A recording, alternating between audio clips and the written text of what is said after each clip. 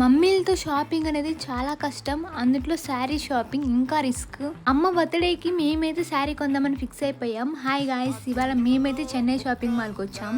So sari collections అయితే పీక్స్లో ఉంది. మాకు ఫస్ట్ చూపించిన శారీ అయితే ఇదైతే మాకు బాగా నచ్చేసింది. ఇప్పుడు ట్రెండింగ్లో ఉంది. అందులో ఇంకా మా అక్కకు నచ్చింది. ఎందుకంటే మమ్మీ కొనుక్కుంటే అక్క కూడా వేసుకోవచ్చు అనే ప్లాన్లో ఉంది.